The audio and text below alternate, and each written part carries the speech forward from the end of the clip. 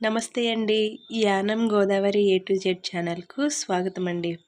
మనం ఈరోజు చేప పిడుపు ఎలా చేసుకోవాలో ఈరోజు నేను మీకు చెప్తాను. ఈ చేప పేరు మీకు తెలిసినట్లయితే నాకు కామెంట్ సెక్షన్‌లో కామెంట్ చేయండి. లైక్ చేయండి, సబ్స్క్రైబ్ చేసుకోండి. ఈరోజు ఈ చేపని ఎలా పిడుపు చేసుకోవాలో నేను 1 బై 1 చెప్తాను. మార్కెట్ నుంచి తీసుకొచ్చిన ఈ చేపను ఫస్ట్ 2 ముక్కలు కట్ చేసుకుని లోపలంతా ఉన్నది క్లీన్ చేసుకుని ఇలా వాటర్ వేసుకుని పెట్టుకోవాలి. స్టవ్ ఆన్ చేసుకుని ఉడకబెట్టేసుకుందాం. ఇది మూత పెట్టుకుని 5 నిమిషాల పాటు ఉడికించుకోవాలి. ఇలా ఉడుకుతుంది కదండి, దీన్ని ఇలా పక్కన పెట్టి మనకు పిడుపుకి కావాల్సిన మసాలాని ఇప్పుడు మనం చూద్దాం. 3 పచ్చిమిరపకాయలు, కట్ చేసి పెట్టుకున్న ఉల్లిపాయ,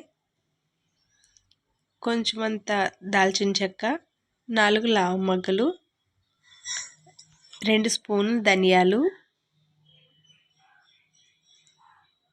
కొంచెం గసగసాలు, 1 స్పూన్ జీలకర్ర. మరీ మెత్తగా కాకుండా కొంచెం బరగ్గా మిక్సీ పట్టుకుని పక్కన పెట్టుకోవాలి. ఇప్పుడు చేప ముక్కలు ఉడికాయో లేదో చూద్దామండి. ఉడికాయో లేదో చేప ముక్కలను ఒకసారి చెక్ చేసుకుందాం. ఉడికిపోయినాయి. స్టవ్ ఆఫ్ చేసుకుని దించేసుకుని దీంట్లో ఉన్న వాటర్ అంతా వంపేసుకోవాలండి. చేప ముక్కల్ని చూపిస్తున్న విధంగా శుభ్రం చేసేసుకోవాలి. ఇలా శుభ్రం చేసేసుకుని పక్కన పెట్టేసుకుని చేప పిడుపులో ఇంకా ఏమైనా ముళ్ళు ఉంటే వాటిని కూడా శుభ్రంగా తీసేసుకోవాలండి.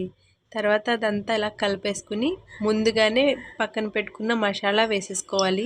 దీంట్లోకి 2 స్పూన్లు కారం, కొద్దిగా పసుపు, టేస్ట్కి సరిపడా సాల్ట్ వేసుకోవాలి. వేసుకుని ఇదంతా కలిసేలా ఉప్పు కారం పిడుపు కలిసేలా బాగా కలిపేసుకుని ఈ మిశ్రమాన్ని పక్కన పెట్టుకోవాలి.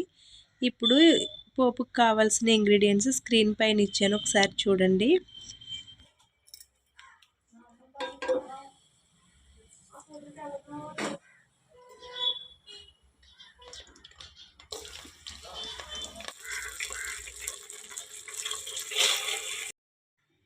కొద్దిగా ధనియాలు, కట్ చేసి పెట్టుకుని ఎండుమిర్చి, కొంచెం కరివేపాకు వేసుకుని ఒకసారి కలిపేసుకుని పక్కన పెట్టుకున్న పిడుపు ఉంది కదండి, దాన్ని నెమ్మదిగా నూనెలోకి వేసేసుకోవాలి. అలా వేసుకున్న తర్వాత దీన్ని బాగా కలుపుకోవాలి. దగ్గరుండి కలుపుకోవాలండి, ఎందుకంటే అడిగంటేస్తుంది మనం వదిలేసామంటే. అంతే, అలా కలుపుకుంటూ ఉంటే పిడుపు విడివిడిగా అయిపోతుంది. ఇంతేనండి. లాస్ట్గా కొత్తిమీర చల్లుకొని మరొకసారి కలుపుకోవాలి. పిడుపుతో పాటు చారు కాంబినేషన్ చాలా బాగుంటుందండి, అందుకే నేను చారు కూడా పెట్టేసుకున్నాను. మీరు కూడా అలా ట్రై చేయండి. కొత్తిమీర వేసాం కదండి, కొత్తిమీర కలిసే వరకు కలిపేసుకుని స్టవ్ ఆఫ్ చేసుకుని సర్వ్ చేసేసుకోవడమే. నేనైతే వేడివేడి అన్నంలోకి సర్వ్ చేసుకుంటున్నాను. చాలా బాగుంటుందండి. ఒక్కసారి చేప పిడుపుని ట్రై చేయండి. మీకు కూడా ఎలా వచ్చిందో నాకు కామెంట్ సెక్షన్లో కామెంట్ చేయండి. అలాగే లైక్ చేయండి, షేర్ చేయండి.